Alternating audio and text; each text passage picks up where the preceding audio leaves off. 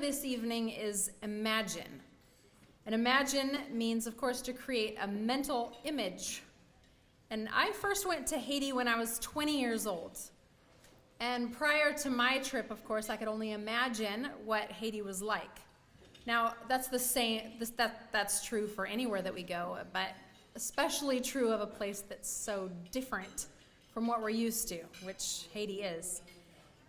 And for me, when I went, the level of poverty that I saw, the density of the population living together, the difficulty of life for people there, really went beyond anything that I could have imagined. And it actually felt hopeless to me, and I feared that my going to Haiti was a big mistake. But fortunately for me, I was there for 3 weeks on my first trip. And so by the end of my 3 weeks there, I had caught a different vision. I went on to live for about 2 years in Port-au-Prince with a Haitian pastor and mission director who was known for being a visionary. He and his wife had started their mission with just a front porch Bible study. But because they were able to imagine more, and because of God's provision and blessing, the mission grew to include numerous churches, schools, a clinic and hospital, a sports ministry, and many employment opportunities.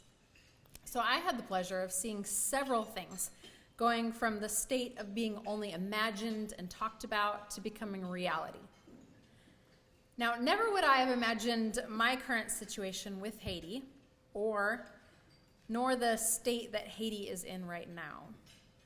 I feel really fortunate to now have a house for our family in a beautiful rural part of Haiti, where we live for part of every year.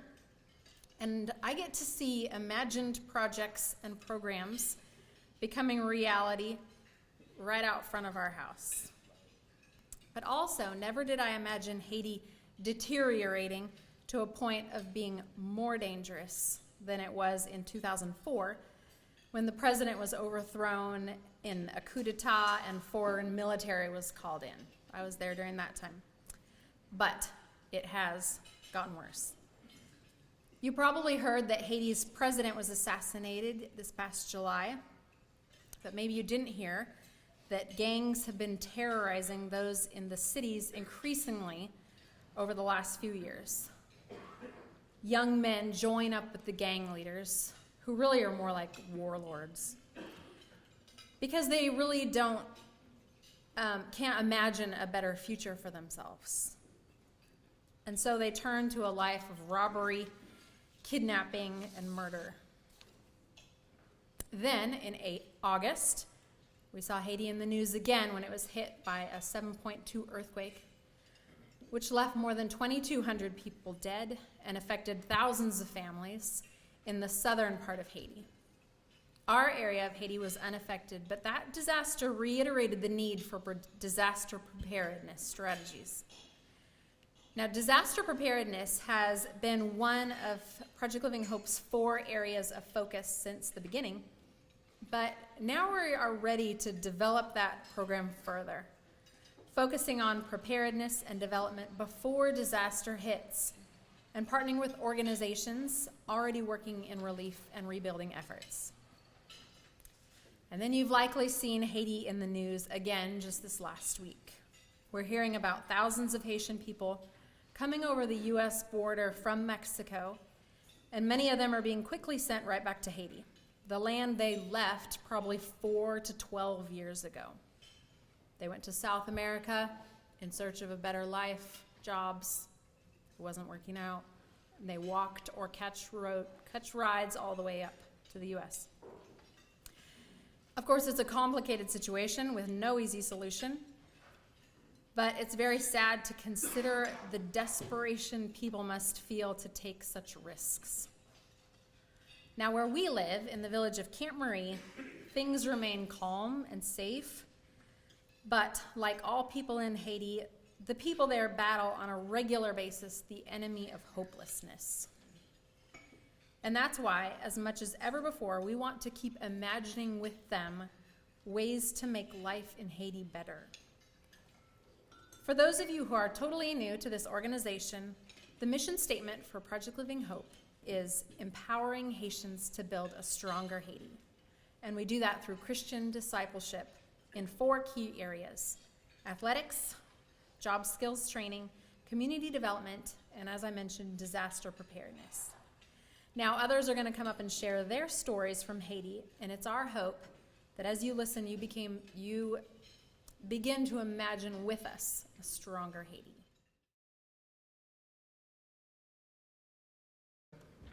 Hi, my name is Gesli Desiu, and as my wife already mentioned, I am the founder of Project Living Hope.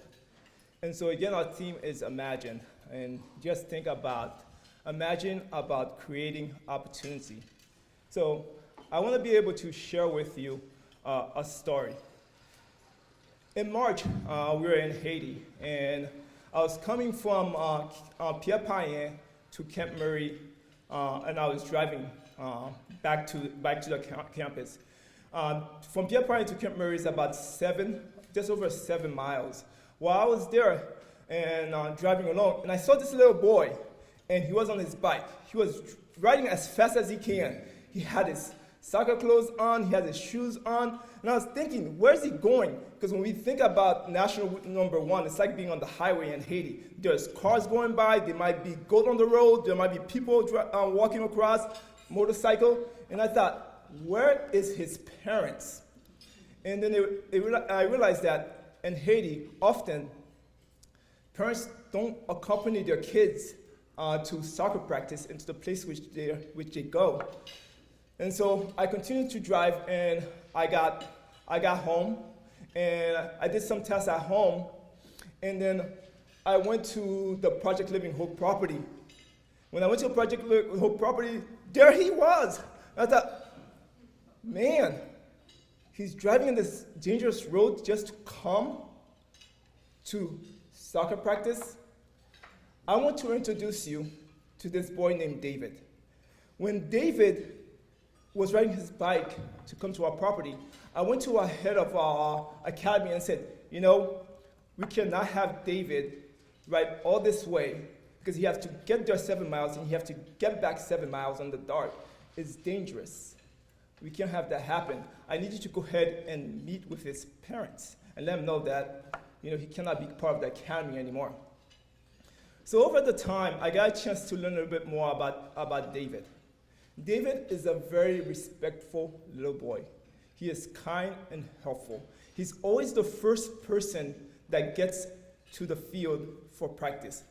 But I would not say David is a talented soccer player. Actually, he is not a very talented soccer player at all. But he has a passion, and he has a love for the game. And at our academy, he felt loved and he felt respected. So he continued to come. I also learned a little bit more that David's father died when he was young, and that he currently lived with his mother, who for a long time he did not realize it was his mother. He thought it was his grandmother because he's so young compared to his other siblings. His mother worked night and day at the market just to make the little bit of money she made every single day. He has brothers and sisters that live in the Dominican Republic, but after I asked him about it, I could hear the sadness in his voice that he wanted to go live with his brother, but they have told him no. So he continued to ride his bike to our property so that he could be part of the academy. And Rosemar, our head of the coach, said he had met with David's parents' mom multiple times, and he spoke to her about David and about his concern. So he went back to speak to his mother again and said, David cannot be part of the academy. And his mom's response was, at least I know where David is. I know that he is off the street and he's being taken care of. He's being respected and that he has people that's taking care of him. And I don't want him off the street.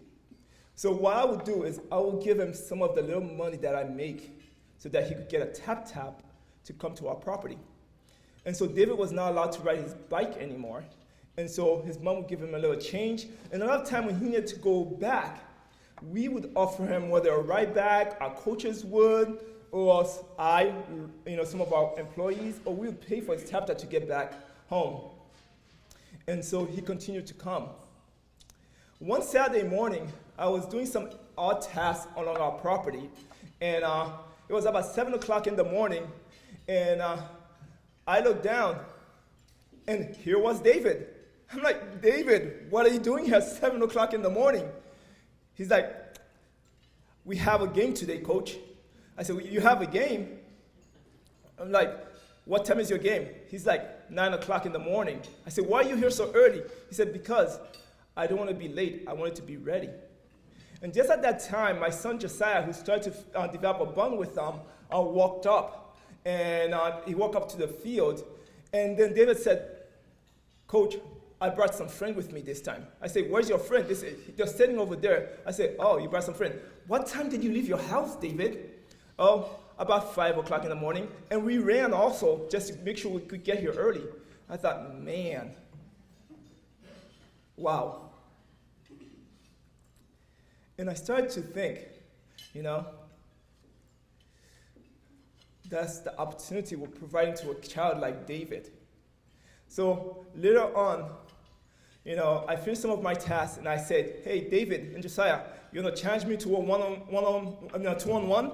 And they said, yeah, we're probably going to beat you. I said, okay, I guess you're going to beat me. And so I finished playing with them, and of course I beat them, and they say, we let you win. I kind of smiled and said, I guess so. I said, David, I noticed you come a long way. Did you bring some water? He said, no. I said, why don't you take my water bottle today, and why don't you get some water? So he did. Then I went back and continued some of my tasks. At 9 o'clock, I came in and I to watch David play. And again, I realized that he is not the most talented player. and I thought, but yet he loved the game. And I thought, if we don't keep these kids' interest, especially in a place like Haiti, they'll fall into the gangs who keep their interest, into crime, into violence, into alcohol. We need to be able to provide them with an opportunity to disciple them and keep them off the street. And I realized that in Proverbs 22:6 say, if we train a child in the way it should go, as they get older, they will not abandon it. And that is definitely true for David. And so, as I watch his game and realize that it doesn't matter. All we have to do is change one life for Christ. If we could change that one life for Christ, then we could start making a difference. We could start impacting our community. And then, the day was over. Then 2 weeks passed by, and I did not see David. I'm like, what's going on? So I went up to the coaches. I said, hey, have any of you seen David? They're like, no, we haven't seen David. I say, you have not seen David? He was always the first one there. And I said, we need to go find him. We need to see what happened to him, what's going on with him. So I saw some of his friends that came that Saturday morning. I said, hey, what's going on with David? We have not seen him. And they said, did you not know?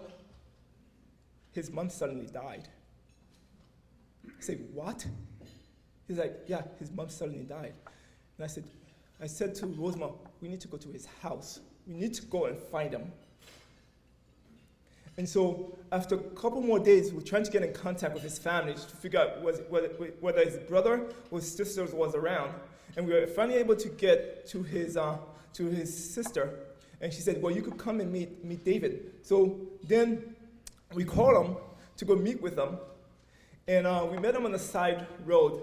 And we got out of the car as David came to us. As he came to us, he had tears in his eyes. And he said to me, and Coach Rosemont, that I have nowhere to go. My mom is dead.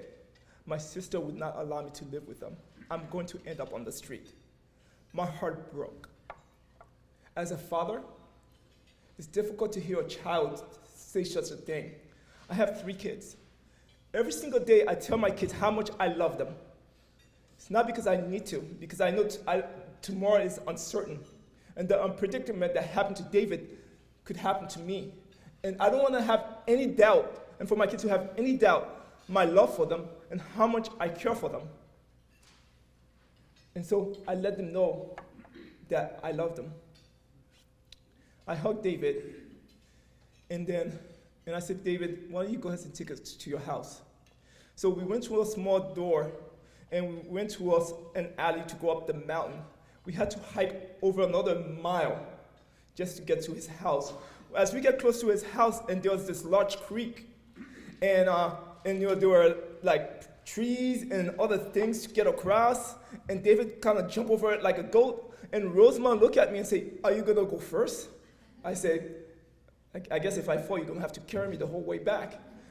And so we went across and we got to David's house. He got us some chair. We sat down, and we were just waiting and just kind of watching and observing as he ended up doing different tasks around his house.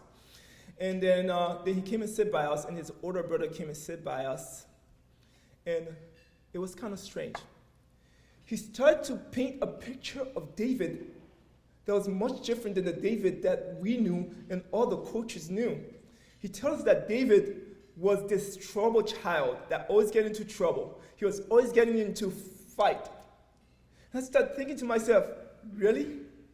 David? Are we talking about the same David? And he kept portraying him as a troubled kid. I listened very carefully. And Rosamond that was with me also listened. And then I said to him, you must have the wrong David. David is kind-hearted. He is loving. He is caring. He is compassionate. That is who we know. We respect him. We love him for who he is. And we want to invest in him. He kind of looked at us strange. Maybe he was making excuses to why he did not care for him. Maybe he was making excuses because he didn't want to take his responsibility at hand. Because his brother and his sisters, all the family they had left. But we wanted to make sure he would be accountable. And then I spoke to David. I said, David, I don't want you to get into any trouble. I want you to be respectful. I don't believe what your brother is saying about you. I know you are a good child. And we are here for you if you need anything. And then he walked us back down. And it would be the last time we heard from David. It would be months as we searched for him because we were unwilling to give up on him. And we went to his house multiple times. I sent our staff to his house multiple times, and we could not find him. And finally, the people who were around finally told us, well, we know that he's moved to St. Mark, a town north of where we are at. So I sent our staff to go find where he was at. We finally found him. And so we found out that eventually his sister did end up taking him after we had that chat, and that he was living in St. Mark. And then, and so we were able to go to market after 5 months. We did not want to give up on David. So I had the opportunity to speak to David over the phone and FaceTime with him. I said, David, you will not be riding your bike from St. Mark to our property. I said, you can't do that. It's much more dangerous. Then I started to think about, just imagine, about creating opportunity. Just imagine if we invest in our community, invest in our youth, we're able to disciple them, give them positive mentorship, keep them out of trouble. And whether we use sport, whether we use different activities, but then as they get older, we're able to provide opportunity for gainful employment. Imagine if we could have a healthier community. Imagine if we create opportunity for the community which we live in. Imagine if we could keep the youth within our community so they don't have to travel elsewhere because of the lack of opportunity. Just imagine what we're able to do as an organization. Thank you.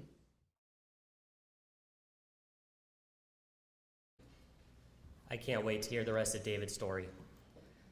For those of you who don't know me, my name is Jake Viviano. I am the development coordinator here at Project Living Hope. And if there's one thing you should know about me, I love the game of basketball. I'm a die-hard basketball fan. Growing up my entire life, I wanted to be a basketball coach. It was something about getting to leave a legacy with the kids that I coached and to change their lives for the better. I had coaches in my life who shaped me and made me the man I am today, and it left a desire for me to do the same in others. I was a manager at Oregon State for their basketball team when I attended school there, and am currently on the women's basketball staff at Corbin University. It is through Corbin University that I was introduced to Project Living Hope and Sarah Comstock, and in 2019, I went on Project Living Hope's first ever basketball camp. And I got the opportunity to lead it and coach the coaches and coach the kids, but I remember leaving that trip after a great week, very frustrated, because I was leaving work behind and there was things to be done. I'm so grateful that God wasn't done with me and it wasn't done with Project Living Hope. For those of you that stay in touch with the newsletter, you know that we built our basketball court in March and are currently in the process of getting our youth basketball program started. I'm excited to be a part of that process. The other thing that really drew me to Project Living Hope was their mission statement, which Sarah kind of stated earlier, which is empowering Haitians to build a stronger Haiti. It reminds me of coaching principles. Haitians, much like athletes, want to be given the opportunities and the tools necessary to leave their own legacy and make an impact on their community, and in this case, Haiti. And Project Living Hope strives to provide those necessary tools to the Haitian people to build their own legacy. We believe that with the right discipleship and training, the vision of a better Haiti can come true. We've seen great success in our youth soccer program. We see it with kids like David, who have a great passion for the sport and are passionate about what Project Living Hope is doing. We've seen English classes that are overflowing with students and a demand for more classes to learn and to grow. And with that, Project Living Hope has seen a need to invest in something further. When we see a vision like Project Living Hope and we see the necessary demand for helping the students and the athletes grow in their lives and equip them to better serve Haiti, we've decided that an education center on our property is the next thing we need. These classes will center around teaching business foundations, technology skills, resource management, literacy, both in Creole but also English, for the students to have the skills and knowledge that they need to succeed in Haiti. And we believe that the Education Center is the next thing we need to build on our property to further the vision of Project Living Hope. When you invest in Project Living Hope's Education Center, you're establishing a place for legacies to be built on a solid foundation. Haiti is one generation away from seeing the change that they've desired to see in their country for so long. That generation could be educated in a building that you designated your network, your time, your money, and your resources to. I believe that the phrase Project Living Hope is more than just our business name. I believe it's an active mission that we can do here in the United States, but also abroad, and in Haiti especially. Taking part in the mission of equipping a community of people that is desperate for the change that they so badly want to see could possibly be the legacy that God is calling you to leave in this world. Imagine a community that 10 years from now looks completely different because they were educated in a building that you poured your time and you created the opportunities for them to learn in. That's my question to you. The thing that I want to leave you with is I've been a part of tons of teams where the coaches have stated a vision. This is the team that we're going to be. So, we're going to be an organization that empowers Haitians to build a stronger Haiti. And I always see that current generation, those young kids, those young adults and community members that are currently involved in our organization are excited about that vision. But it's the next generation that makes our vision a reality in Haiti. So I just want to ask you guys tonight to prayerfully consider, will you be a part in building the next generation of Haitians through our education center, through equipping them to become the people that they want to be so they may see a better Haiti? Thank you.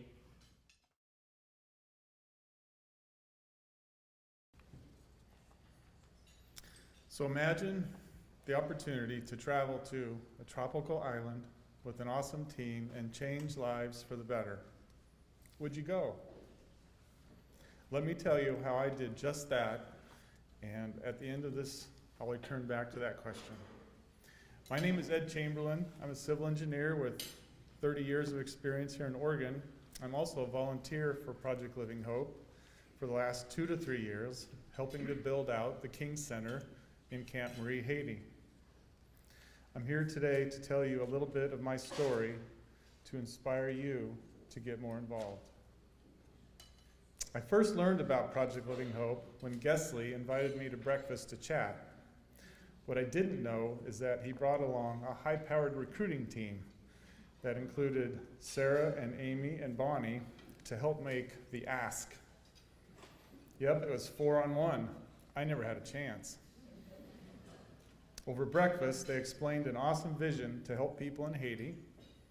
They explained they had purchased land in Haiti. They had developed a master plan for the site, and they had funding for their first major construction project. They just needed some help making it happen. They heard civil engineers were the ticket.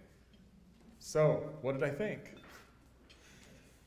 As I considered their invitation, I looked hard at the mission of Project Living Hope and the approach they were taking to make it a reality. I considered the people leading this effort that I'd be working with to see if that would be a good fit. After this, I considered my own situation. Do I have the time and interest to join? I talked it over with my wife, Brenda, prayed about it, and after a few days, I felt the call to be involved. Honestly, I'd been looking for a way to use my engineering talents for God's work for a long time. So I said yes, and I dove in. The Project Living Hope campus is located about a mile outside of town, and I believe there are about 25 different property owners who ultimately said yes to sell their tract of land to make up a 20-acre site. So 25 different people sold their land to make up the 20-acre site. The site is sloped with some hills at one end and mostly farming around it. The first major project in 2019, we held weekly meetings for 2 months, planning the project at the Bent's house. We recruited project managers, surveyors, and equipment operators to go, and we formed them into 5 different construction teams. Assisted by Project Living Hope staff in Haiti and local Haitian truck drivers, we overcame many obstacles to build the project, including fuel shortages, language barriers, and equipment that broke down on a daily basis. Overall, we moved about 80,000 yards of dirt and completed a mass grading project that created level space for 3 soccer fields, 4 sport courts, and half a dozen campus buildings. It would be similar in scale to a new school here in America, and the site work could have easily cost over $1 million and took years to get plans and permits here in America. We did it start to finish in about 4 months at about a quarter of the cost. Most importantly, it demonstrated to the local Haitian people who had never seen anything like this, and to the American volunteers who didn't know what they signed up for, that Project Living Hope was serious about delivering on its mission, vision, and strategy. I truly felt that we were God's hands and feet, completing the first of several miraculous projects at the site. I think everyone on the crew felt they were part of something larger than themselves, because they were. In 2020, we returned on several trips to build out the first buildings on the site. These buildings were immediately used to support education, training, community development, and athletics. I was able to join the trip in November 2020, and honestly, it felt like an old-fashioned barn raising. Some of the folks on that trip are here with us tonight, Bob and Guy, helping to lead the crews. We erected 2 steel buildings in 1 week, along with several other smaller projects to increase accessibility to the facilities. The week ended with a dedication ceremony, including a dinner with the volunteers and the local people. This was the first of many special night events held on site. At the dedication ceremony, I sat next to Fedis, a Haitian man who I learned was one of the coaches in the Project Living Hope Soccer Academy. His son, Fed Nelson, had previously received a scholarship from Project Living Hope to learn welding as a trade. For this project, Fed Nelson returned to use his skills working on Wayne Howe's building construction team. As we were sitting there waiting for dinner, I noticed that Fedis, the man sitting next to me, was studying a handout, and he was squinting. I said to myself, I recognize that squint, as my eyes have been getting older and changing a bit myself. So I whipped out my reading glasses and I offered them to him. And for the first time in a long time, he could actually read what he was looking at. He was like, wow, and the page he just had this visual reaction. He could actually see what he studied. So he was studying his practice plan for his soccer practice and the Bible devotion that he used with his youth soccer team. And he was very grateful for the glasses. And I was very grateful to know that not only did he and his son benefit from Project Living Hope, but they had already started the cycle of giving back.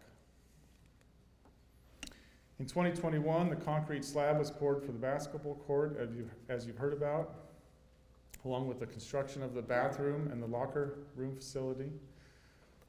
It was notable this year, one major achievement, we found out that we can plan a project and then the local staff can build it. And where I'm going with that is they have learned to form and pour concrete, put up block buildings, and many other building skills with very little American involvement.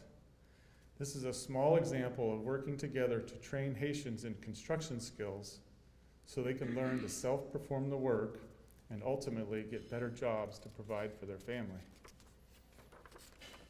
Going forward in the next year, we hope to build a cover over the basketball court and begin the education center, as you've heard about already. With a new facility like this, they can expand offerings and touch many more people. Many say education can transform entire families for generations, and I believe it. Bringing this talk to a close, I will highlight several examples of how God is blessing these efforts in Haiti. First, major construction progress on each and every trip through Americans and Haitians working together. Not just building facilities, but also building relationships. The Soccer Academy success and the other sport programs, coaches teaching the game and sharing God's love to the youth, which I can attest went on every day on site. Education classes, including all the different training and classes that you've heard about already. And then they also provide opportunities for staff, the Haitian staff down there, part of Project Living Hope, volunteers like myself, and other community members down there to be discipled, to develop a Christian faith, to share your Christian faith.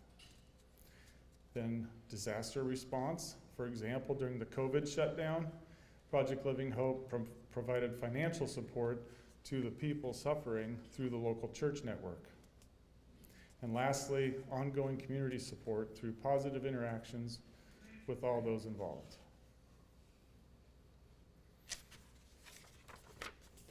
So what is needed to keep this going?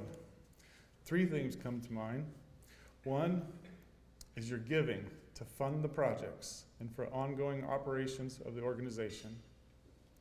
2, your involvement here in America or in Haiti. There are many ways to help. One way is to spread the word about Project Living Hope and ask others to get involved. Each of us know folks who could have skills to go, would love to take a week off and get a vacation off the grid. This is your ticket. Lastly, your thoughts and prayers for continued success. All involved